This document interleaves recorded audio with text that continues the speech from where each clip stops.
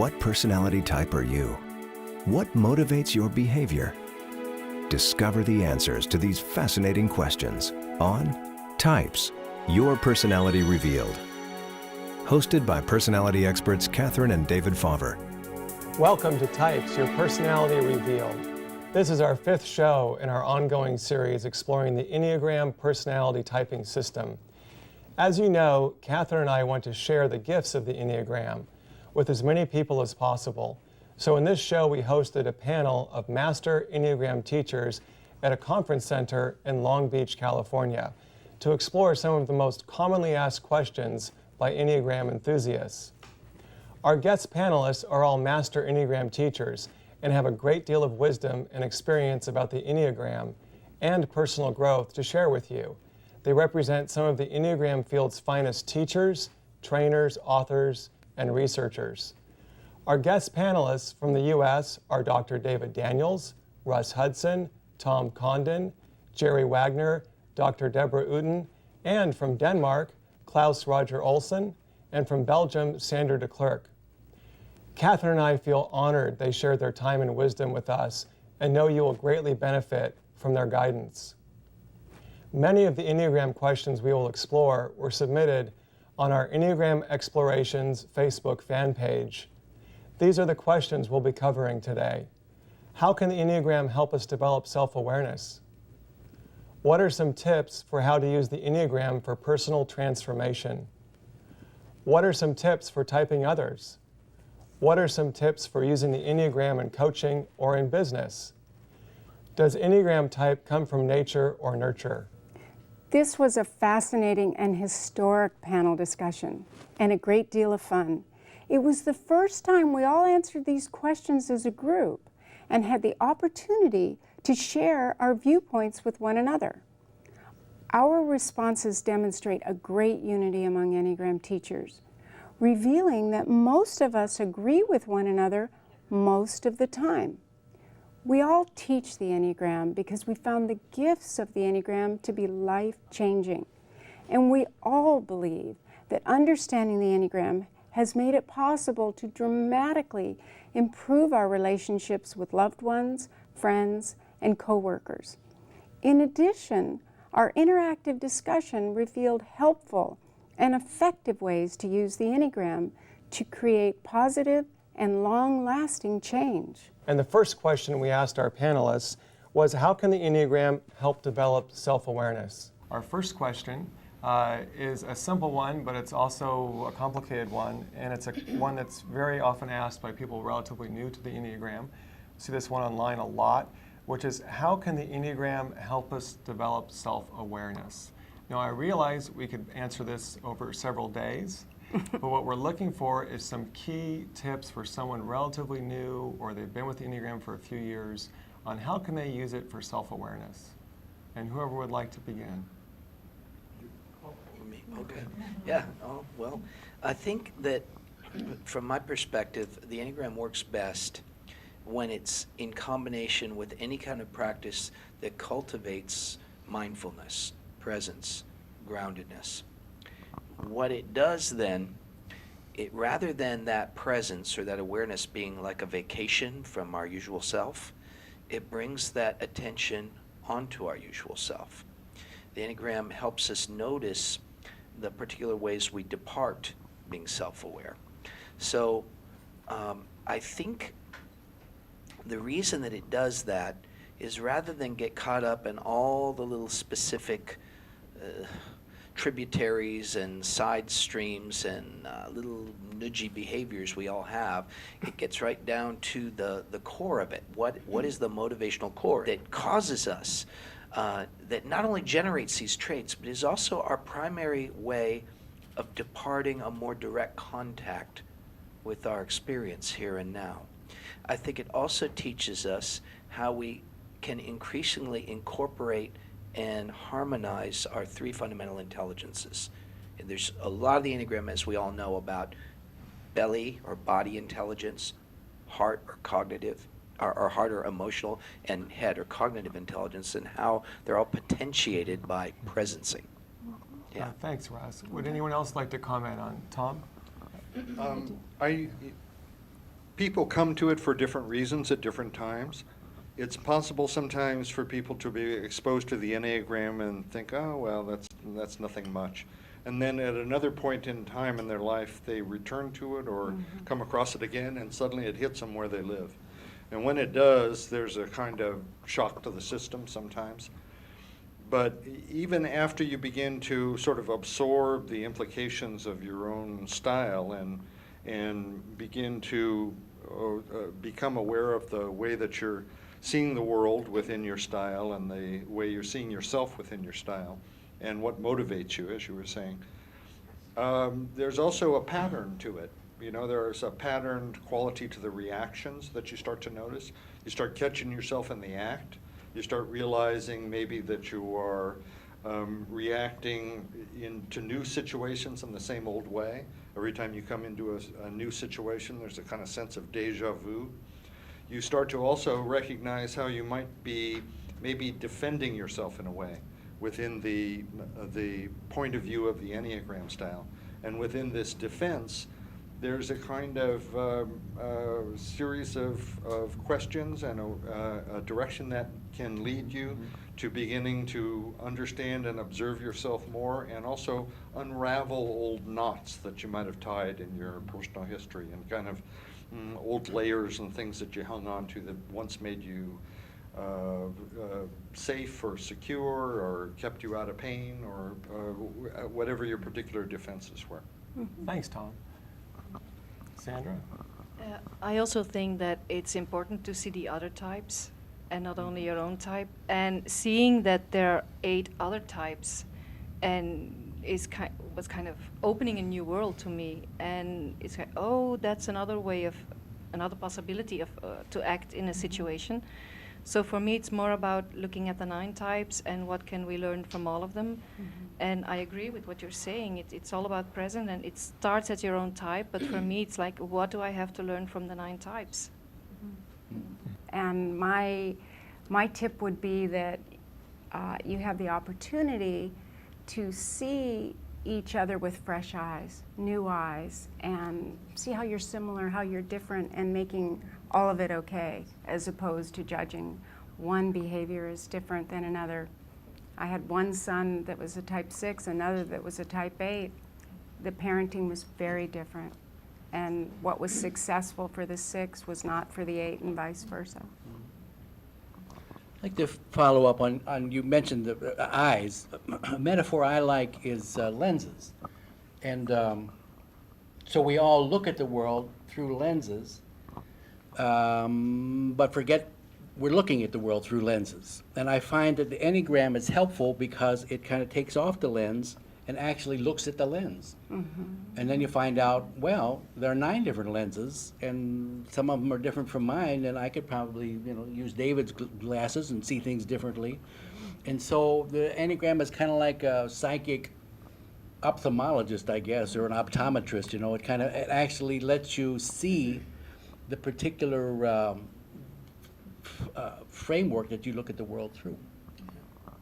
I would just add to that it's in order to really see the lenses, you have to be able to have this acceptance we were talking about, this kind of grounded presence, so that you can develop a good self-observer to be able to observe the patterns. But then it requires something else, which we call acceptance, which means being able to open your heart to yourself and others. Doesn't mean you agree or capitulate with something, because you're going to find a lot of things that are both positive and some things that are not so positive about yourself and others, and we need to have some compassion about that. So it's very important you have both the awareness and the grounded presence and this acceptance, so that you have your heart open to yourself and others. Then you can do the work of understanding the Enneagram. And compassion for ourselves, too, because that's one of the hardest things. When I first learned about the Enneagram, I remember going and apologizing to everybody because I couldn't understand why they weren't seeing the world the way I did. I think it's true. I think the awareness, David, that you're talking about, and the acceptance. But I think what's really great about the Enneagram is it gives us a map. It tells us what the patterns are. It lays it out for us. It helps us to identify it. We call that, it gives us a insight into our patterns of thinking, feeling, and behaving. And when we have that map, then we can use that to start to uncover and to deep dive into the work for ourselves. What I really like is that when people learn about the typology, the next question that occurs is, what can I then do? So now I know I'm introvert or extrovert or whatever typing system can tell me, but the next part that I find very powerful is that the Enneagram actually provides you with a tool. Yeah. So doesn't only give you the box, it gives you the key to the box. And I fully agree with David said that I often say to people, it's not all you will hear about your type you will like. There will be part of you that, so I see myself as one kind, I see myself through some lenses, but people look at me with a different kind of lenses. And to realize that I thought it was humor, but people find me blunt. That was a major eye-opener in the early, when I started as I still it actually. But it came, I think that's the most powerful thing that is not only describing, but then the what to do things. I really like that. Yeah. And one thing I'd just add that weaves together some of the things that we've been talking about is that I think one thing that happens if you really get into it and really see how we actually are like these patterns, there's a process of a kind of cracking open where we see how narrowly we've been perceiving ourselves in others. Yeah, and part of it is, as you were saying, Katherine, is that seeing other people's perspectives. But then in that process, I also start to make friends with parts of me I didn't even know I had. So it opens up the whole sense of what our self is and what our potentials and possibilities are. I think for a lot of people, that's the most exciting and hopeful part of it. I would just add, I've always had an interest in Eastern philosophies, and particularly if you look at like Advaita or any of the Eastern philosophies, there's this common idea of developing this inner self-observer. And the thing that always astounded me with the Enneagram is that it fundamentally maps out what this observer is not. So when we see those patterns, we realize that we're observing them and that isn't who we are. And I found that transformational piece alone, simply if you got that if you can see what's happening, that it started this kind of permanent, ongoing process of developing this self-awareness, this process of actually seeing myself from a perspective that wasn't just in my type and I'm a 4 and this is just what I do. So, yeah, and with that, I think another important thing is that it lets us see the other lenses, as you were saying, Jerry. And it's like, and by seeing that, then we can start to believe that we're not separate, and we can start to look at other people and see our similarities rather than our dissimilarities. And with that, it helps us to bring more consciousness to our interactions and to the whole, and it allows us for more of a unitive experience. And one of the questions that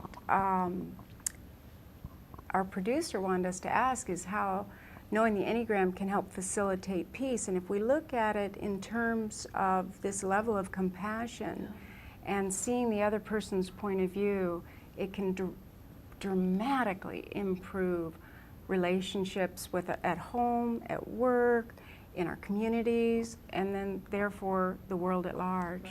It saved a lot of marriages. Yeah, tell me about it. And the way it does that is in relationships where people have a basic connection, but there's aspects of each other's behavior that drive the other crazy. And then suddenly you realize your Enneagram style and you're able to sort of you realize the other person's Enneagram style, step inside their shoes, and there is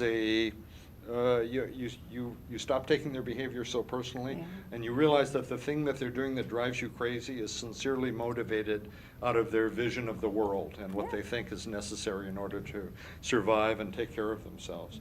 And they cease becoming a shadow in a dark sense. They cease becoming other in the way that you're talking about.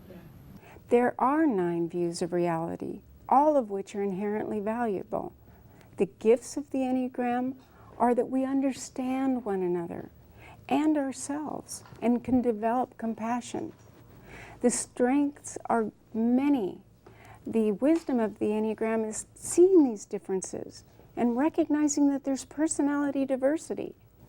And the strength also represents like a fundamental core, as mentioned by the teachers, that motivational issue.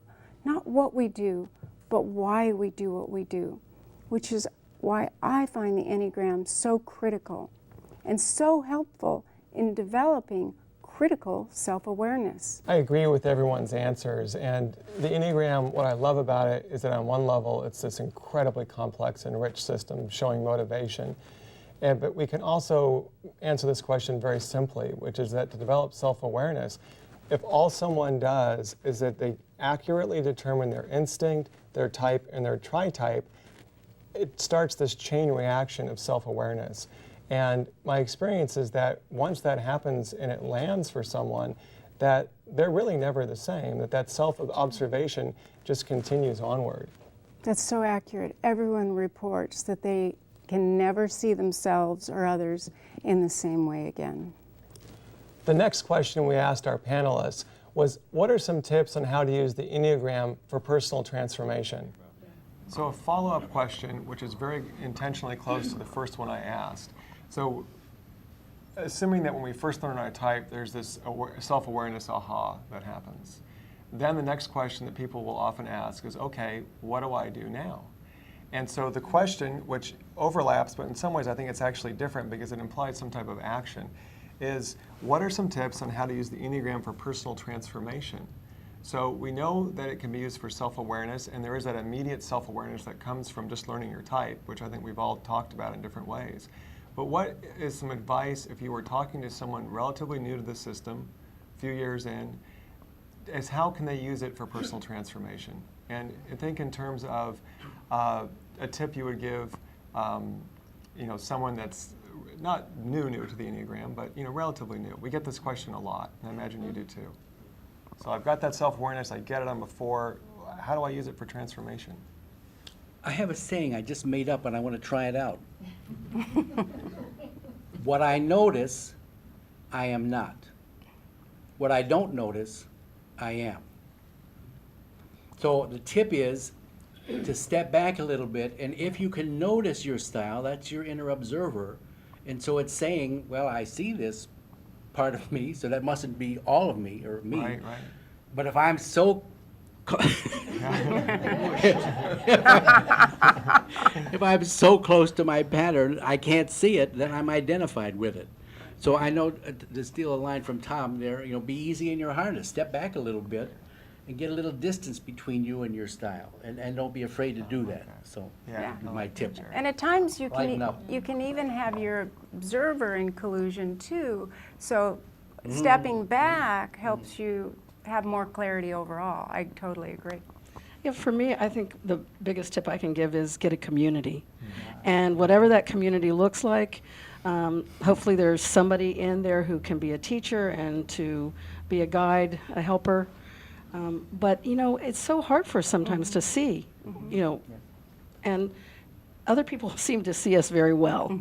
And if you have a community that is loving and trusting and very connected, then they can give you the feedback and you can take it in and you can really bring it down into yourself. If you get that feedback over and over that you're blunt, sometimes it kind of goes in. It might be just a little bit true. It did. Yeah, and I especially like all the inner connection there is in the Enneagram, all the that you can look at your wing, and you can look at the opposite wing, and you can look at the type you can't see. That I don't see that much 9 in me, for example, so it must be there somewhere. So looking for the pieces I can't see. I like the idea. I often say to people, it's about dare to look, and look again, and look again, and look again, and eventually ask yourself, why do I do it? What is? And we do a lot of things. Certainly, I do a lot of things that give bad results. Or why do we end here all the time? People often say to me that they think they become more clever the older they become. I don't see that. We do the same mistake over and over again. We get better at believing we're clever. Okay, I look forward to be mature. Sandra? Well, what I was thinking is that what I always say when people learn about the Enneagram and they see the patterns and they see the kind of dark sides of themselves, and it's like, whoa, I don't want to be that. So I think it's very important to tell them to be kind to themselves and be curious about the patterns. Like, just observe it, be curious about it, like, why am I doing it? because I believe there's always a good intention. You're always trying to protect something, or you need something, or just know that it was helpful. And it's just, maybe it's time to let go of it and try something new and expand. But I think that's very important, because some of the people I coach, when they learn about it, they kind of get very critical, like, oh my God, is this my type? So I think that's very crucial. And they can use their type to be unkind to themselves. Right. And so that's a really good point. Self-compassion. I want to add to the path of the development. We do need this incredible business to be aware and to be compassionate. But what the Enneagram also gives us, it tells us what goes right down to the core beliefs, the things that are driving us from the inside, that were formed in our early childhood, in our patterns, so we can come to realize these, we can come to understand these.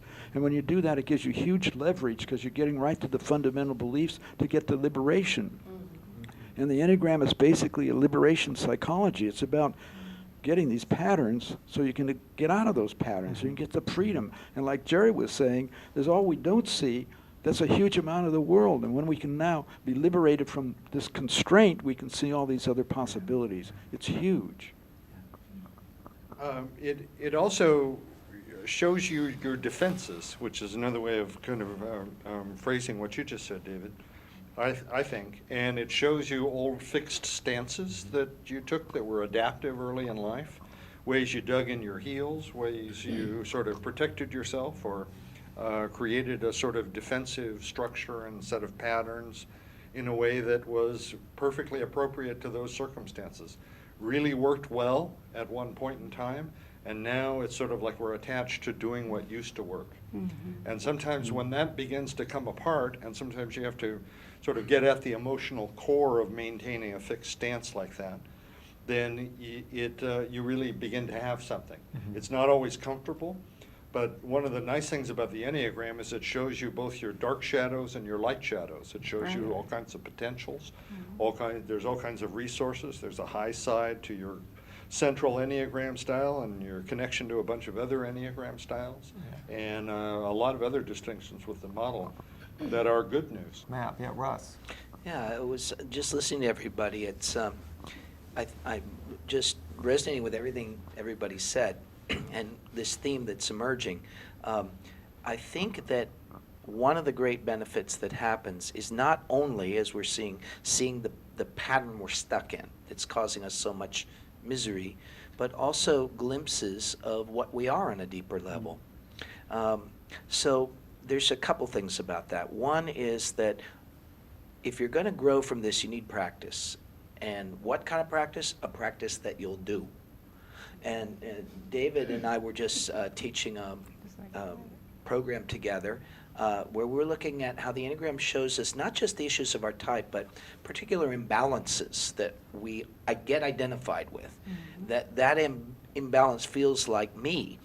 But as we do even little practices, we start to see that imbalance is not me, just like we're all seeing. We feel it as an imbalance.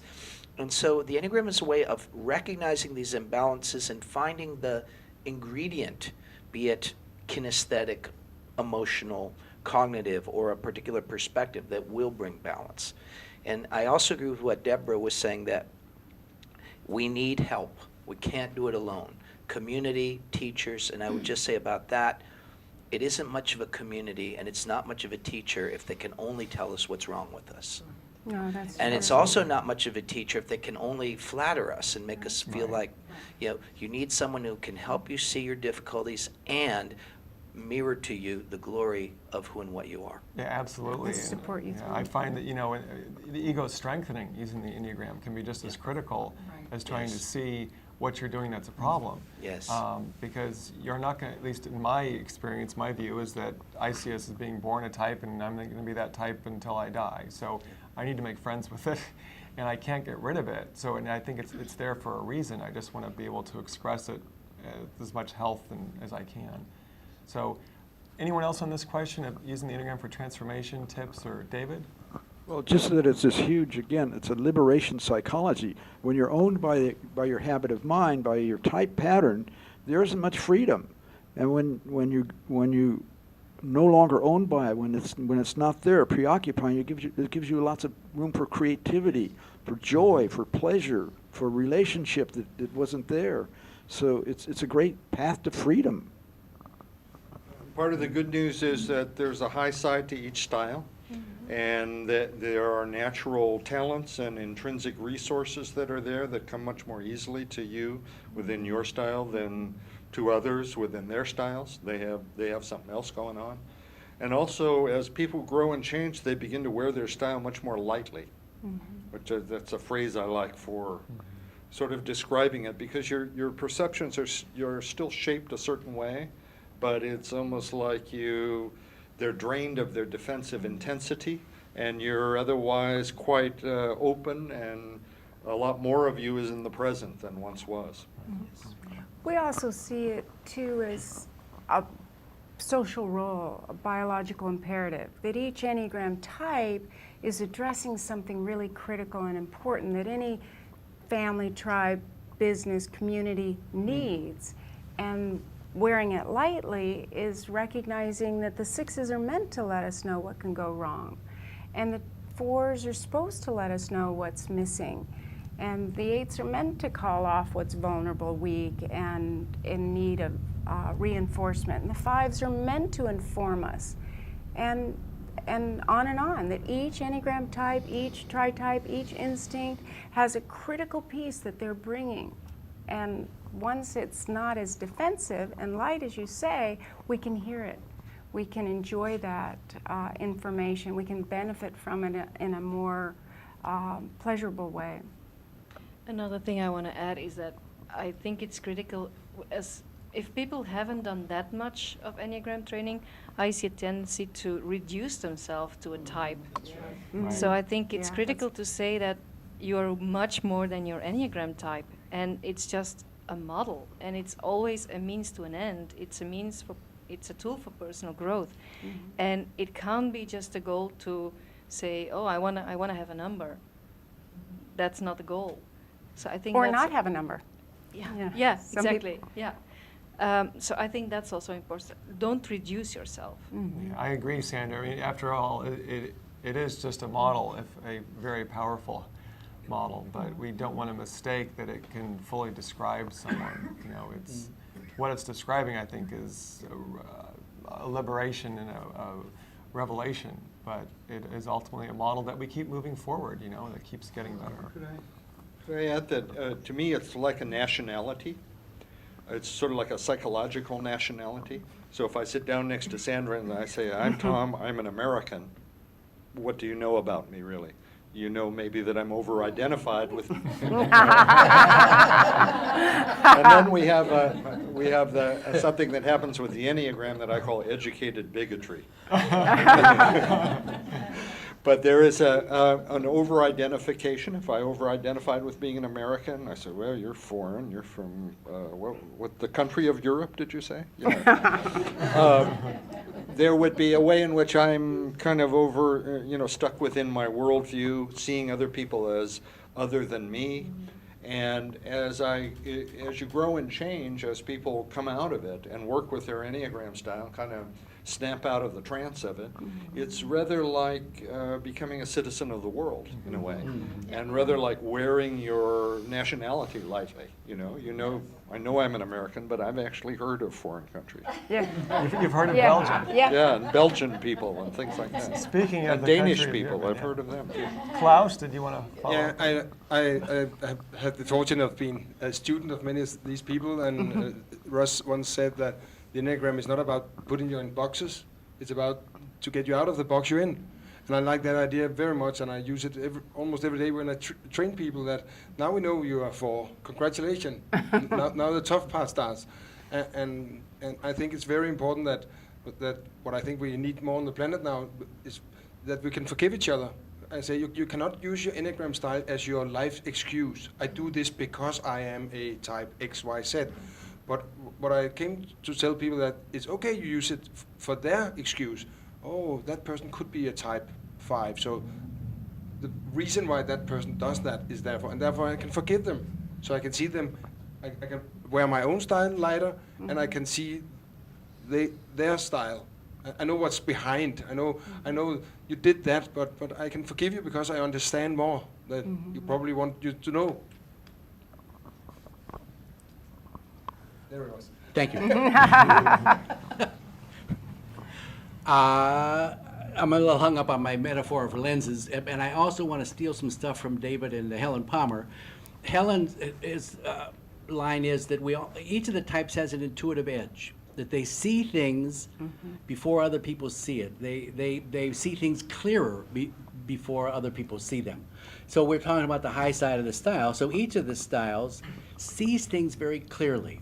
And like if you want to see things from a 360-degree point of view, you need all 9 styles to see things. So I'm sitting here, and man, I'm an expert on that particular wall over there. If you wanted to know about that wall, ask me, because I really see it clearer. I don't have a clue what's behind me right now. I got a big blind spot back there. But if I got some type sitting over there, they can tell me what's back there. Yeah. So each of the styles has adaptive schemas as well as maladaptive ones. So, you know, those are things that we kind of share with our kids. Like, here's a good way to live. Here's a good way to look at this. Here's a good way to think about this. So there really are some contributions that each style makes to the human picture, like you were saying with the families. Yeah. As you can all see, having a sense of humor about this is extraordinarily helpful, and I would say that it's a really important tip to not personalize what feels so personal, to remember that so much of the time the way we're thinking, feeling, or behaving is a function of a defense strategy and not who we are. We can work with this on a serious level alone. We can study, we can gather as much information as possible, and we can become more aware. But if we really want to work on this information, we do it in partnership, because it's our partners who mirror back to us our strengths, our weaknesses, and they see us in a way that we don't see ourselves. And to work at an even greater level, as Deborah mentioned, is to work in community. And in community, we're getting that additional level of feedback. So if we do all 3, we're able to develop greater compassion for ourselves and for others. I agree. And one of the things that I've found, having studied self-help and psychology for over 20 years, is that most of what you're taught, for example, when I was in psych school, it's a one-size-fits-all model. Right. And it can be helpful, but with the Enneagram, the magic of transformation happens because you actually get tips and techniques and methods to work specifically with your own ego structures. Right. And each of these Master Enneagram teachers has developed a lot of those. And I would encourage anyone watching this to explore their work, to know specifically how to do transformational work with their own type. And the last piece I would just add is that it's very common for us, and I'm sure every teacher on this panel, to hear people who've been in therapy or done self-help work for years and years and years, and they do a couple coaching sessions with the Enneagram, and they feel that they've learned more than they did before. So true. Time and time again, people have told me that they've learned more in the first 3-hour session than they've learned in many years. I agree. Next, we asked our panelists one of the most commonly asked questions, but it's also one of the most controversial. And the question was, what are some tips on how to determine the Enneagram type of others? We're going to go to another question, which is a Facebook question. And I'm going to predict that none of you are going to like that I'm going to ask it. But you've been asked it a lot. Yeah. And it's an important one to address. And it's very simple. What are some tips for typing others? Because we know that everyone wants to type their family. If they get excited about the Enneagram, they want to type their friends. So you may have opinions about whether people should even do that or not, or if they try to do it, how they should do it. So we just want to know what you would say to someone, again, who's an enthusiast. They love using the system. It could be practical, like pay attention to this. It could be whatever you want. But the question that came up on Facebook a lot was, what are tips for typing other people? One very short statement to kick it off. I think doing it without that person's consent or involvement is usually a bad idea if you value your friendship with that person. Yeah, I was going to say the same thing. Don't. Don't type. I wrote a book about how to see it in the movies. Yeah. And that way you don't insult movie characters. You know, you can sort of watch it at leisure and practice that way. And having said don't type others, without permission, I think the other thing to do is really have a deep study. Attend one of the schools. Study with any of the number of us who have schools. And learn a good typing process. We teach our students. I was taught by David and Helen, and we teach the same strategy, which is to develop a set of questions that you use continuously across everyone that you interview, and do a typing interview with their consent in about an hour. And then I still say don't give them one type, give them two. Give them two to choose from. I think that's really essential. I think it's necessary that we don't type people, they type themselves. Mm-hmm. Also, continually remember what you don't know, and stay open as long as possible until something really strikes you with certainty, rather than grasping at premature certainty, because people get type happy with this thing. They do, And they you do. think you have people in a nutshell, but all you have is a nutshell. I think we all have that question. And my sister reads a lot of books. She must be a 5. Or my boss got a new car, and he's bragging about his new car. He must be a 3. And say, no, he's a guy. He's a guy. So look behind the behavior, and that's really the most important thing. Of course, behavior reveals a part of it, but it doesn't reveal it all. So he's sad. He must be a 4. No, he's sad. Mm-hmm. So look behind and be curious. And if you too rapidly say this is a type 2, play with the idea that it's not. Just to be curious that something else could be there. Also, it's not the Olympics. There's no. There's no hurry.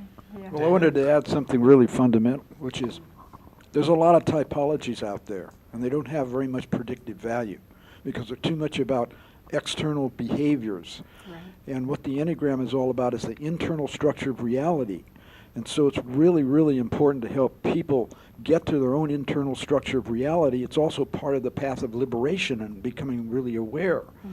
But it's more fundamental than that. It's that it's very difficult with really great accuracy to type from the outside. Mm-hmm. And I like to go, even if I could do it like 99% of the time, I don't think that's a good favor. Because I think what's really important for people, and I can't do it 99% of the time, believe me, but it's not a favor because they need to discover for themselves, what is this? What's really driving me? What's motivating me? And that's what makes the difference. Yeah, we believe guidance is really helpful, but that the person has to get there on their own and continue to do the deep inquiry and exploration. We can help them get at what's underneath it, but then the journey is their own personal. Yeah, I would just pick up on what Catherine's saying, is that as someone who has admittedly been completely obsessed with typing other people from the beginning, I, even after going through full certifications and multiple programs, I was terrible at it. So I can say that it's a very difficult thing to do, as David says. And I would suggest a few things, because I think it's sort of like a taboo that people are they do it whether we suggest they do or don't. I think the biggest thing not to do is what I think you said, Russ, or Tom, which is don't go tell them what you think without their permission. Realize that you very likely in the beginning are incorrect. And the third thing I would say is that the system, at least as I experience it, is fundamentally about motivation and not behavior, which is why what Klaus is saying, you can't type by behavior. And that's the biggest error I see, is that people are trying to type by behavior clusters, and it doesn't work. And that's why with our research, we've been fascinated by looking at things that are a little bit more indicative or definitive, which are things like language use or micro-expressions or body types.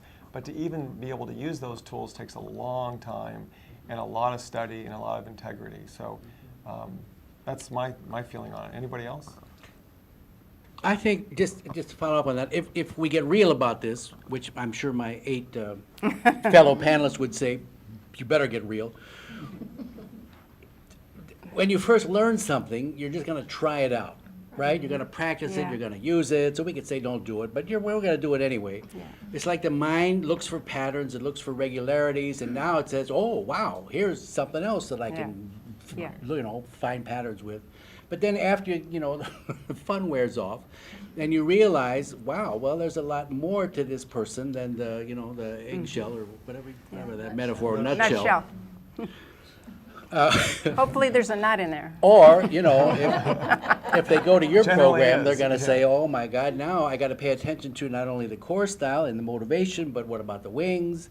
What about the instincts? What about the facial characteristics? What about the archetypes? What about, what kind of candy they like? There's a lot of nuances Right.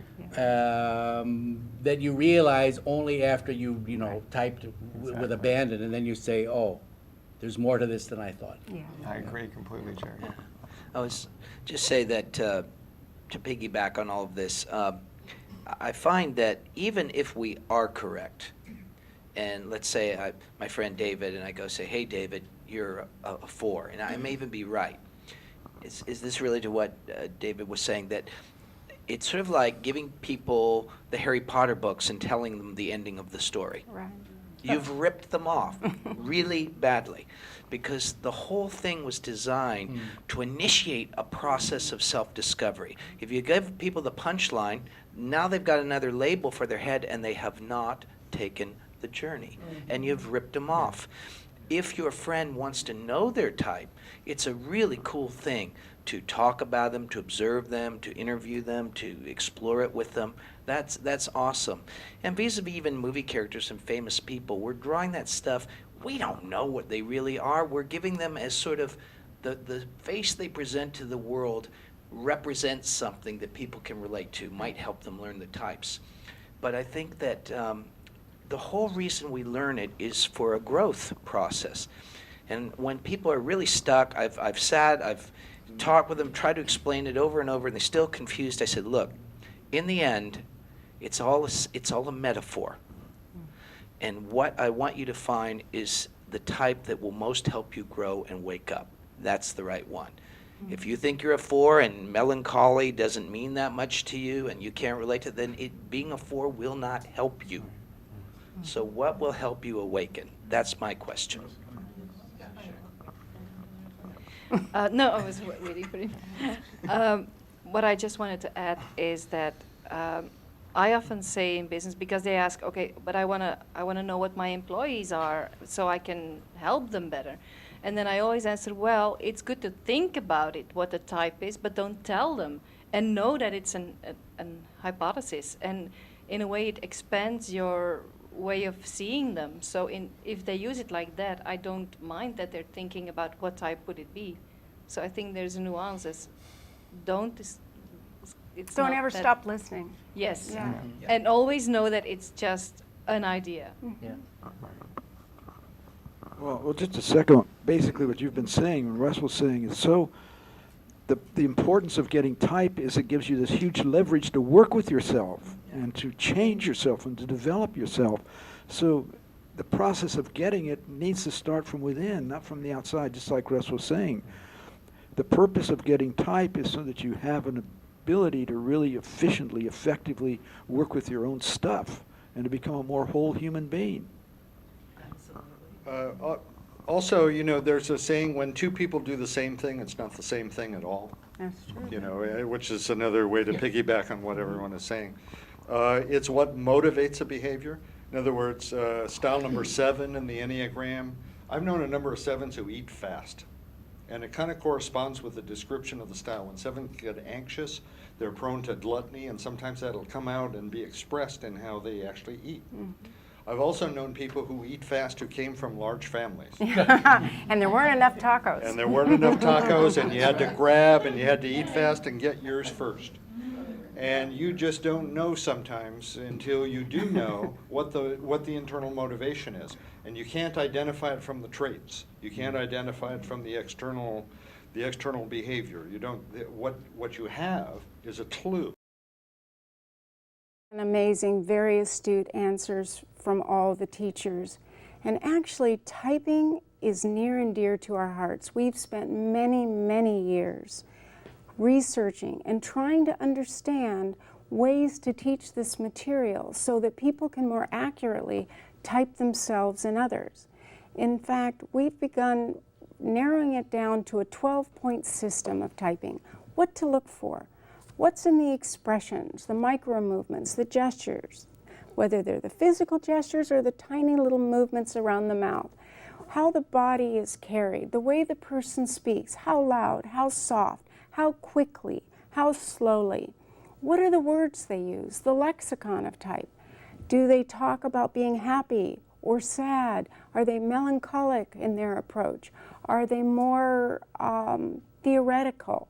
Are they more detached? All of these are important, as well as the visual archetype. What does someone look like? We really look at so many factors to help people assess type and more accurately type themselves and others. I agree. I mean, what's critical is here we have a system where we have to determine someone's type. Right. So it's important to develop that skill, and it's not always a quick or easy skill to develop. And I agree with the panelists. It's not helpful to tell people what type you think they are. It's helpful to help guide them. The real growth is seeing the type inside yourself.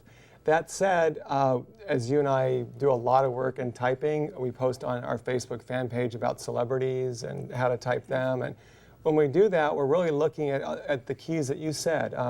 Your research that you did in the 90s that established that each type actually speaks in its own identifiable language pattern. Yeah. That's amazing. And you can type people based off of that quite accurately. But I think in general, it's an ongoing study, and it's learning how to assess, like being a tracker or hunter out in the jungle or something. You know, at first it seems difficult, and after a while you pick up the signs pretty quick. And there are key words. I mean, lexicon is probably one of the most important factors that we feel you should consider. In fact, last night I just posted on our fan page who uses the word gaudy. And any of us could potentially use it, but if we put it into the context of a question, like I avoid gaudy clothing, gaudy attire, there's only one type that uses that word in that context after almost 20,000, 25,000 Enneagram questionnaires, and that's type 4. And that's the sort of thing that we can begin to understand, not just what it looks like on the outside to see a 4, but what the 4s themselves say, and the other 8 Enneagram types. So we really feel that that's critically important, as well as kind of the themes that people tend to use can be indicative of type as well. I agree. And our next question that we asked was, what are some tips on how to use the Enneagram in coaching and in business? So our next question is a little easier, a little bit less provocative. A lot of people want to use the Enneagram in either coaching or business, and we have many people here on the panel who have done it with thousands and thousands of people, either in businesses or coaching. So what are some tips that you would give to someone either in coaching or that want to teach the Enneagram in a business as to what you found works? I think it's really important to translate a lot of the things that we use in the Enneagram community. I teach the Enneagram differently in an open training where people sign up and they really want to do self-development. But if you step into a team and the team is just, they didn't choose themselves to be there, so it's totally different. And I noticed that if I talk about healthy, average, and unhealthy levels, for example, they're kind of, I don't want to be average. Although we know it's good. It's the average. It's very good. But they are like, I don't want to be average. So I start using they're at their best, or they're on automatic pilot, or they're in trouble. And then it's okay for them. Like, okay, I have an automatic pilot. Sometimes I say, oops, I did it again. And that's what they recognize. Otherwise you get resistance, and then it's too negative. That's such a great point, because a lot of times teams do choose, but it's often the company that's saying, we want to go this direction. And I've worked with different groups where there was such a resistance. And one particular company, it was voluntary to attend. And there were several people that were really anxious and didn't want to be typecast or labeled, which is another really important point. We don't ever want to do that. But over time, they saw that more and more and more people understood their type and themselves and one another, and they wanted to. Now, for some people, that took 10 years. One company I've been teaching in for 12 years. And a couple years ago, one person said, you know, I was so against this. And because it was open in this case, they finally just came on their own, and then they were the person that ended up telling everyone else, you've got to go. I was a naysayer, and I wish I'd gone early on. But you're so right, Sandra. If you're there because you have to or it's expected, it's a totally different ballgame than when someone's choosing and seeking out this information. Yeah, I think, you know, I work with a lot of Fortune 500 companies, and primarily what I do is I go in and I get the landscape. We do an assessment, basically, with whoever's bringing us in. And then from there, we start to individually, sometimes individually, mostly individually, type, do a typing interview with the individuals on the team. Sometimes people don't have the funds for that, and so what we do is a group typing. While we're doing the group typing, we're teaching the Enneagram. And we have, you know, our cards and so forth and our products that we utilize. And people, what happens is people start to really, oh, hey, are you really a 5? Or maybe you're a, you know, they start interacting, and it increases the amount of awareness that the team has. It also, you know, builds the team. We focus on things like communication, feedback, you know, and we're most often brought in for conflict. And so we can use this tool, but first and foremost, we have to teach it. And once we get some buy-in, I mean, other people have talked about no buy-in, but once we get buy-in, I think it's a wonderful tool. The other thing that is essential for me and my company, we don't do a one-shot deal. You're buying us for a relationship.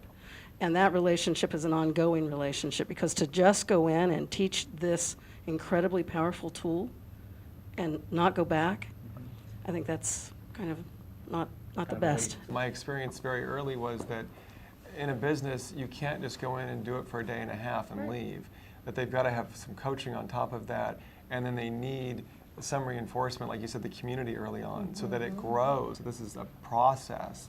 And that it's, you know, having worked in a lot of companies, I find that they'll bring these different systems in, and the employee learns it, and it gets dropped very quickly. But this ongoing support seems to be key. Yeah. Integration. I think it's very important to speak the language that they speak. So we don't enforce the Enneagram on them. We start where they are. So if it's a corporate world, you have to speak the language of a corporate world. So they therefore earn money and start there.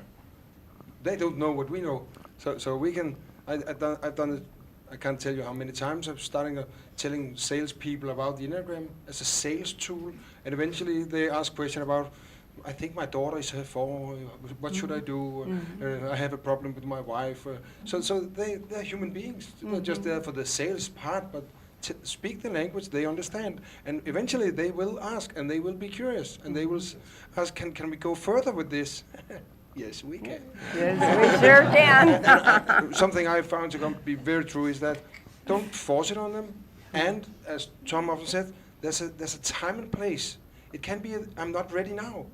It can be you say something to me now that I said that's not me, but eventually it awakens something in me, and it can be that 2 years later, 5 years later, 10 years later, I come saying, oh, didn't I hear something about something type? I think it's now. I'm now on my 5th marriage. Perhaps I should try now to listen. So I like the time and place, and don't enforce it. I love the end note speaker we had on this conference, that what's the common value in this room? I like that because we all want to have a happy life. We all want happy relationship. I just want to add that we've been talking about coaching. I mean, it's extremely useful in all relationships. Life is about relationships. We don't thrive, we don't live without relationships. We get this basic emotion of distress that all mammals have if we don't have relationships. So it's really valuable in psychotherapy and couples counseling. I'm a therapist in background. I love doing the Enneagram work with couples because it's all about relationship. And it's all about these misunderstandings, and they're not, and And so that work with couples, and our work, of course, as coaches and therapists is like, well, it's all about the interpersonal relationships too, you know, like what's our emotional intelligence and helping people with that. So it's just huge in all human endeavors, but particularly coaching and therapy. One of the things I really like about working in business contexts is presenting the Enneagram, maybe doing individual coaching as a kind of follow-up, depending on the situation and what the people's needs are. But the sort of spillover effect that we're all kind of alluding to, where the person gets, they improve on the job, they fulfill some professional goals, but the real thing they tell you later that they're really happy about or excited about is, I finally understood my teenage daughter. Yeah, exactly. Or I resolved this conflict that has vexed me in my personal life as a kind of value added, you know, as a kind of accidental, incidental. And those things to me are not incidental. They're actually sort of primary. Absolutely. And the experience that I've had in businesses is that invariably the unhappy employee was very often the odd man out enneagrammatically somehow in their team system, particularly if it was a company where they had to work with a certain team for a long period of time. So if you had a team where they were, for example, all social instincts, and you had one intimate sexual instinct, that person would often not feel like they were getting what they needed. And I've seen the opposite too. We worked at a company that was run by probably a self-preservation instinct founder, and all the values and the perks in the company were all self-pres, like vacations, money, and the socials there were miserable because nobody was honoring them in terms of that. So I found that can be critical to get the team to work better. It's just to look at it and know what's going on. It becomes quite obvious when you know what styles people have or their Enneagram types. Sandra? What I also wanted to add is if you're working with a team, what I do is they need, and in business, they need practical use. So I teach them like, okay, what is the communication style of the types or the conflict style? Things that are practical and that they can do in a few days, and they don't want to hear about themselves alone or the types or the theory. They want to work with it. And that's your way in. And that helps. And then as a team coach, when I'm working with a team, it helps me like when a type 1 says something, then I say, okay, now I have to look at the 7s, and you see them like, And it's so predictable. You see the patterns, and you see like, whoa, if that's the constellation of the team, that must be hard to be in that position. Or those types are not in the team. Okay, what does that say about the team? It's amazing what it brings. And I think in individual coaching, I would add that it helps me to see that you can't coach every person with the same technique. You have to adapt your technique to the type. That's right. And if you do solution-focused therapy, for example, for a 7, it's giving cookies to a cookie monster. It's kind of, it won't work. I absolutely. I remember in the graduate school I went to, it was all the methodologies were in psych school were very 9. They were trying to teach me how to be a 9, and I remember actually going in the internship, and I couldn't do it. And I felt terrible about myself, and I thought, I'm not a good therapist. I can't just sit here and radiate unconditional positive regard. So I even tried to fake it, but when I started actually being a 4, suddenly my clients started growing and sticking around, and there was a lot there. But even in the psychology world or in the coaching world, there can be this bias. And what you're saying, I agree with Sandra. Each profession has its own bias. And David Daniels and I were just talking about these kind of imbalances. Well, they can be in a team. Like if you I worked with a group of bankers, and they were not surprisingly all what we call assertive style, initiating style. They were like 3s, 7s, and 8s. And they couldn't figure out why they kept going whole hog and getting a lot of energy going and then crashing. What they didn't have on the team was any 4s, 5s, or 9s. They had 1 9. And they recognized there was no one there on the team who could just step back and go, wait a minute, guys, why are we going there and where are we going and so forth. That doesn't mean that this is what I'm talking about. That doesn't mean we have to go hire a 4 or a 5 for that team. That is often not practical for them. Right. But then you get to have a creative discussion. Who on this team can wear that hat? Yeah, that's Who what would we like do to be the one who will take that task in the team and be that one to do that, even if we don't have somebody who is that type? Then we're in a creative play with this instead of just you're that type, you're that type, you're that type, which is, I think, kind of Not a very And each creative way of looking venture, at each it. project is potentially more successful because you've Yeah. thought of all the instincts, what needs to be considered, and the decisions are always better. Yes. You know, one of the things that I think that I can also share that we do with it is it's the greatest diversity tool that there is. Yeah, personality And diversity. so what happens is, you know, we think of the 4 big diversity issues, but we go in and we talk about all of the diversity that's on the team. And you're right, many of the big companies that we work for use a Berkman or something to select out emotional types. And so what we come in, we see very few 4s, unless we're in a design department, Right. if you will. And so we can use that tool to teach diversity. We can use this tool, the Enneagram, to teach diversity. And it's a wonderful way to do it. Yeah, I agree. You know, very early when I first started working in businesses, that was the term I used. We were teaching personality diversity, and it was just taking the idea of diversity. They had already sort of figured out, okay, here's how we deal with, you know, men and women or race issues, and now we're going to go even more direct and deal with personality typology issues. So in the interest of time, I'd like, if there's one person that would like to respond, one more response, and then I'd like to move on to another question. Is there anybody that has anything else they'd like to add? Katherine? I just want to say one thing that I do is when I give a code for our test for the company that I'm going to be working with, and I tell them that it's an open code for X number of days, and I encourage them to have anyone they want, friends, family members, take the test, because there's much more engagement if they can take what they learned when I'm in the training and go home and discuss it with their partner or their children, and they'll apply it and use it more. It's very different to teach the Enneagram in business. As we mentioned earlier, not everyone is there because they want to be. They're there because their team is there or their team leader wants them there. And many years ago, I was told that it couldn't be done. We now know, of course, it can be done. And I took that risk many, many years ago and found the rewards to be invaluable. But we do need to modify how we say things.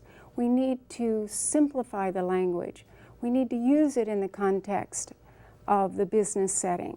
We need to avoid anything that would put someone at risk with their co-workers, their team members, and with their boss. So I have found that it's most helpful to really come from the positive and to support how each person can better understand one another.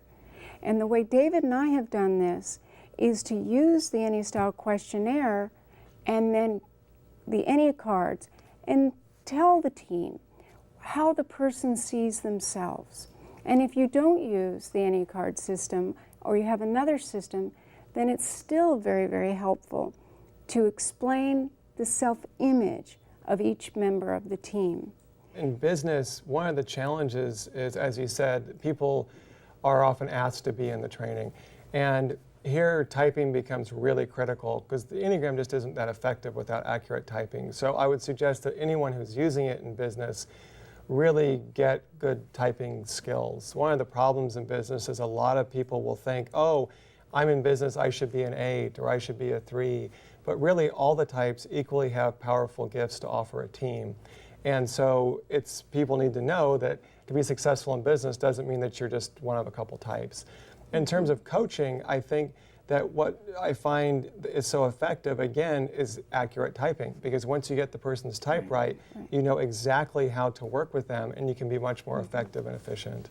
So I would agree with what everyone has said. And amazingly, the Enneagram is now used in coaching and in business all over the world. Yeah. Our next question to our panelists is another very controversial question, but it's asked a great deal, and it's quite a fascinating question, which is, does Enneagram type come from nature or nurture? Okay, the next question is a little bit of another difficult one, and I would even argue up front that it's not even necessary to know the answer to this question, but it's asked all the time. And we may have different opinions, and I would just say that I have an opinion on this, but I don't know. But the question is, and you probably know what it's going to be, does Enneagram type come from nature or nurture? Are we born our type, or does it come out of our environment and our family system? I have an opinion, I'll hold it for now. I'm curious just as to what your opinions or thoughts are. And I might ultimately argue that I don't know that it matters that we know, but it's asked all the time, and it was asked on Facebook again, and I've seen it many times. So anybody that would like to comment? Yes. Yeah. I figured. I hoped I had the chance to answer it before those kids did, because there are people here that really know something about that. Really, really know something about it. So We were really compelled because of this incredibly interesting question. We did a study of identical twins, and we had a control group, and we were shocked that there are so few identical twins that were actually the same type. We went back and interviewed them all, and again, and it was like, well, I didn't want to be just like my brother. I loved him. And then we had one, for instance, said, this was my first date, this girl said. This was my first date, and the guy came over and gave my sister a big hug. So there's the drive for differentiation is even greater in identical twins that are getting confused all the time, and we all have that drive. On the other hand, the identical twins were much more likely to be connected types on the Enneagram, related types than the random pairs that we had. So it just fits. It's the both and thing, you know. That nature goes here one decade, and the next decade it's environment, nurture rather than nature. Right. We're compelled to believe after this study, which was really a good study, that it's a both and deal. Yeah, I want to go along with that. It is a both and deal. If you have more than one child, you know they come in with a different temperament. And that temperament is going to play on how we as parents interact with that child, or how the siblings will interact. And so I think that makes a huge impact. So we come in with a temperament, that's the nature, and then the nurture occurs once we start to interact. And once the relationship. I got to add just one little quick thing. Remember that environment starts the day of conception. Yes. And the interuterine environment is a huge environment. It's going to be different from one kid to the next kid, et cetera, et cetera. And that's what the twin study showed too. Yeah. Identical twins run in my family too, and they have just what you say. One will be a 5, one will be a 7. There'll be a connection as far as the way the Enneagram is formulated, but they are clearly not the same style. And the other thing I would add is that a friend of mine one time said, wrestling with this question, she said, well, you know, I'm a 9. I may have been born a 9, but I definitely learned to be unhealthy. Yeah, right. Yeah. I like somebody once said, well, what's more important for determining the area of a rectangle? Is it the length or the width? Yes, it's nature and nurture. And Adler would add, the third dimension is the creative self. So there's something about freedom that also comes in that allows us to play around with the nature and nurture. So it's not we're completely determined by the two, but we have some say about it too. So Otherwise, there would be no point to learn all this. But I would say, vis-a-vis this, I'm very interested in the field of epigenetics, which is the idea of how environmental factors trigger the operation or the non-operation of genes. It's actually being studied. Genes express or don't express according to environmental stimuli. So yeah, we live in this is really bad news for our ego, but as I've said many times, we're not a thing, we're a colony, we're a symphony. We don't exist as a self-enclosed object that we think, and nothing does. An intricate system. And I will argue, being a 468 tritype, that this likes to be provocative. And this is purely opinion. I just have seen in my own experience, and this is completely just my own observation, and I think some with Katherine, she may disagree with me, but that when I was trained in psych school, everything was nature. It was 100% family systems, and on a certain level that was brilliant. And now with all of the brain research that's coming out, and having observed a lot of... everything was nurture, you mean? Right. Did I You say said backwards? nature. Thank you, Jerry, absolutely. Thank you. Everything was systems theory, and I loved it. And now, the more I read and study, it seems that, at least in my own bias, I'm swinging way the other direction, and maybe I'll come back to middle. But what I have observed so much with very young, even infants, as we have studied like the work of Paul Ekman in microexpressions, or all of this research that's out on neuroscience and temperament, is that much of it seems to be there, as you say, David, in utero. pre-birth. So I don't know, but it would not surprise me if at some point they did realize that I was born a 4. That's my bias. I'm happy to be wrong, but it seems that it's so early, this child's temperament, I can't see the trajectory that creates type, because it would have to happen so quickly. And the essential self too. We have to factor in what aspect is the soul's journey as well. And so we have nature, nurture, soul, individuality, different talents. Even identical twins can have different talents. I've worked with many sets of twins, and I've seen twins that were different wings or a line of connection or right next to each other and totally different, identical. So it's always raised a question for me as well, that there's more we're going to learn, but that it's yes and. Nature versus nurture. This is one of the most debated questions. I totally agree with all the teachers.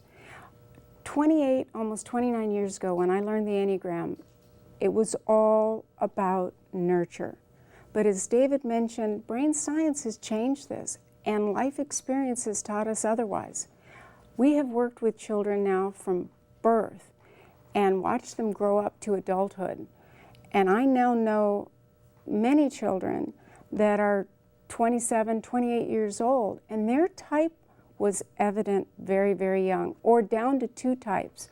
With knowing what we know now in lexicon use, we can very clearly hear the words and see the body language and know even more than we knew many years ago. So now I would say that it's primarily nature.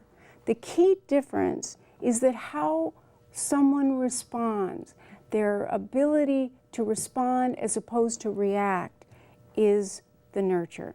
So I see it as a pairing of nature and nurture, but your innate instinct, your innate tritype is nature. You are born with it.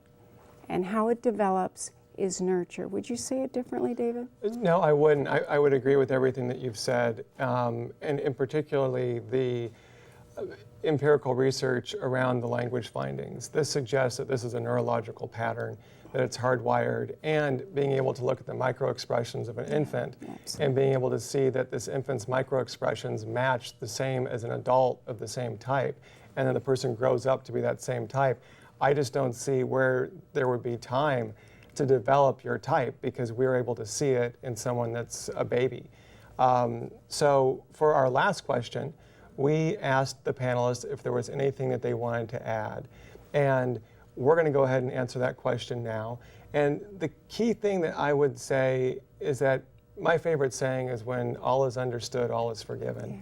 And for me, the Enneagram allows us to understand what motivates other people, why they do what they do, and it ultimately is a tool to engender compassion, and compassion for ourselves and compassion for other people. And for me, that's really what keeps me working with it. I also, the more I've worked with this tool, the more anthropological it's become for me, in that I see that the Enneagram is really a hardwired system. And understanding that has been fascinating for me. For me as well. In fact, I would say that it really is a matter of understanding and therefore forgiving, accepting, allowing, and growing. And that they're all related, and that the more we can understand ourselves and others, you're so right, David, the more compassion we have. And understanding personality diversity enables people from different cultures that speak different languages and have different customs understand each other, because a 4 is a 4 in Australia, in France, in Europe, in South America. An 8 is the same worldwide. Each Enneagram type is the same. And if we can begin at the beginning and allow for personality diversity and honor differences, there is no limit as to what we can accomplish as a people and countries and as a planet.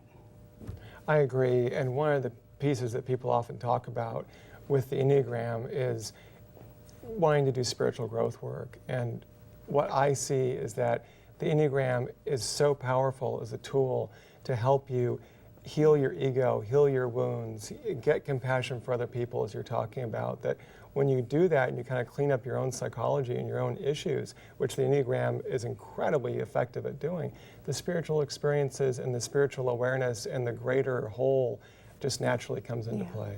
Yeah. So I agree. It all stays together, and I think that's why we've studied this for so long. Okay, so first of all, I want to thank you for your incredible wisdom and insights. And we have one last question which I want to open up to each of you to essentially interpret however you feel called to do so, which is there anything that we did not ask that you would like to add in terms of the Enneagram? It could be something you're passionate about or what you do, or something that you feel that needs to get out there that we didn't get to. So who would like to start? Well, one of the things that I'm interested in, but I have absolutely no expertise in the area, is what our EndNote speaker talked about today, the neurobiology of the Enneagram. I think that is just fascinating. And that's kind of the zeitgeist of the times. If you go in a bookstore, what you're going to see is neuropsychology books. Change your mind, change your brain, change your brain, change your mind. So it'd just be fascinating to see what parts of the brain light up when the ones are working on a problem, two's working on a problem, to see if what is the neurobiological underpinning of personality. It'd be fascinating to see. I'm interested in, I suppose, bringing the Enneagram to therapists. I think that it's a wonderful tool that probably needs to be given away more to the therapeutic community. Teachers too. I would like to introduce the Enneagram more to teachers, so they could kind of learn that students learn in a lot of different ways, and work on my Enneagram test. I might do that with some other folks who are doing some assessment to see if we can get a good online test. Right. Thanks, Jerry. Okay, I'll go. Here's what I'm passionate about. I'm passionate about 35-year-olds and under, and I'm passionate about getting this tool into their hands in a way that they can really, embrace it. I don't want them to be as old as I was when I came into the system, or you. And and so I think, and so what I've done is I work with a team of people, and we've put together this incredible game, a video game that teaches meditation, presence. It teaches levels of consciousness, and it does it by using the Enneagram. So I'm enthralled and passionate. Thanks. That one is easy to pick up because I'm the youngest one here, so I have to be the teacher on that. I saw that video program yesterday, and almost, and I share that. I share that we could teach the Enneagram to young adults, so they don't have to get in so much suffer than that we are all trying. And I think most of my clients is from 35 years and up to 60. And because I think you have to have a part of an experienced life before you understand, I have to look into this. And every single time I either coached or trained a young adult, and for me a young adult is younger than 35, it's about 25 or even less. They over and over again said to me, why didn't I learn this in the school? Together. Yeah, I see my passions as almost a polarity. But on the one hand, I want to explore more deeply the roots of the Enneagram, its esoteric origins, and I've been doing so, as some of you know, in the Egyptian mysteries, how they found their way into the Greek civilization as Hermeticism and Neoplatonism, how that got into early Christianity, Judaism, and later Islam. That interests me very much. And also the science is part of that too, which is another kind of esotericism, if you will. But I think all of that is because I'm interested, as you were talking about, in finding ways to teach and language this to people who don't necessarily think they're interested in esotericism. To have them see that this is the concerns of their real life, and that there are ways of talking about it that are in the metaphors and language of modern people, young people, people of other ethnic or religious backgrounds. I'm very interested in that, in broadening the conversation so that the demographic of the Enneagram world is reflective of the world. Absolutely. What comes up for me is that I think it's very important to do more research, and because what I want to bring to the world is knowledge that is true, that has a kind of foundation and that has a fundament, but at the same time I know it's only true at this moment with what we know now, so it's always kind of. And I think there are a lot of books now, and even Russ, your books, the way you teach it now is different than what you wrote. So I think it's always important to not just read books, but go to the trainers and follow up, because it's evolving, and it's not a system that stays the same. So, and for me, it's like taking it further and looking at new ways to look at it and research that. For me, I'd have to say that the Enneagram is a means to an end rather than an end in and of itself. The improvement of the Enneagram and the expansion of it and the cross connecting with other models and all of that is of interest to me, and proving it neurologically or biologically or in terms of a blood test or something like that, that'd all be great. But fundamentally, my bias and emphasis is on change, how to use it to change and grow. And the scope of that can take different forms, you know, what you're trying to do at various times in your life. And I would also second the comments about young people. Because so far, you come to a conference like this, it seems like the Enneagram is for old people. And I think it's a very cool thing to know when you're very young. This is a life skill. It's something that would help you maneuver through a career and comprehend yourself and others in multiple ways. Well, there's three areas. First of all, I would second the thing about young people. But to me, one of the things is doing some research on that gets us into the mainstream science, and we've completed a study that's being prepared for publication now on the steps of development, and does any work with the Enneagram actually influence levels of development. And we have positive findings even at the 0.01 level, which is really significant. We hope to be able to have that published and break through that kind of glass ceiling into the academic world. The thing that I'm passionate about is relationships. Ultimately, all we have is relationships. I'm passionate about love. How do we bring love to relationships? How do the Enneagram affect relationships and love and change in that sense? So that's a huge passion for me, along with the neuroscience. We've also worked a lot in the last group of us in the last 5 to 7 years on the neurobiology stuff and the pattern machine of the brain and how we relate to what's called affective neuroscience. How do we relate to all other mammals on the planet? And the basic aversive emotions that we don't want to have but are very important. So there's huge, but ultimately to me, it's about relationships. Thank you, David. I feel the same way. I want to see the neuroscience. I want every possible way that will engage more people in more ways to understand themselves and others.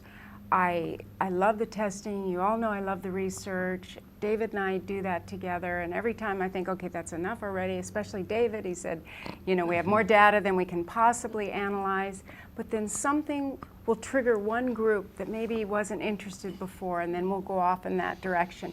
Doing this show is just that, to get it out to others, to have more people benefit from it. And we so respect what every one of you has done and contributed in unique contributions that are just such a blessing to all of us. And your friendship and camaraderie and being colleagues together and being here is, I'm deeply grateful for. Yeah, I would second everything everyone has said, absolutely, and feel the same way you do. I feel deeply honored that all of you joined Katherine and I today. All of you I know are, one of the questions was, how do we change the world? You guys are all doing it. So I know that's happening, at least as much as we can. And I think in terms of my own passions, I feel like since I first learned the Enneagram, I still am absolutely fascinated by the patterns in Katherine's early discovery of the language research. It just blows my mind to this day to analyze 15,000 questionnaires on self-image where people handwrite in answers, and there's language clusters that are statistically, you can validate them. That just blows my mind because it says what we all experience, which is that this type expresses something that is so profound, yet it's still not quite who we are, as Russ talks about. And that to me, maybe as a 4, is endlessly interesting to me. And I love approaching it through the research. We were into the language research for 15 years. We're now looking at the type visually. And it's amazing to me the patterns in the way the types look visually. But to me, it's always this reflection back to, wow, if that's this pattern, then where's the soul, or who am I that's not the same machine that I see some in another 4? And wanting to get that out there, I personally find that it's been a liberation. Like, I love your word, David, to see that and to keep refining that model. So it just, to me, it's like sharpening a sword. It just gets stronger and more powerful. My other personal passion is we recently did a training on Enneagram and spirituality, and that was, I love doing it, and really trying to look at the difference between what is personality, what is your temperament, and what is your soul? And can we even look at those as different things? And if we do, or even if you don't believe in the soul, what is your inner observer and what is this Enneagram type? And splitting that out. I love online internet stuff. That's a big passion of mine. Doing the testing instruments. I love bringing the young people in on Twitter and Facebook and our Facebook page. And they're so inquisitive and curious, and I like meeting them online because that's where they are. So I think, ultimately, I see that I think we're all going exactly the same place, which is that we want to help people grow and build their relationships and feel better about themselves and be happier and healthier and have a deeper presence and awareness of what's going on in their lives. So I just want to thank each of you deeply. Yes, thank you so much. Many of you have been teachers of mine for long periods of time in the past, and I thank you for that. And I thank you for joining us today as colleagues. And I really look forward to getting this out. I think it'll mean a lot to a lot of people that you all did this. Yeah, I was just going to say that. You guys, what incredible contributions you've made to the Enneagram. And thank you for having all of us.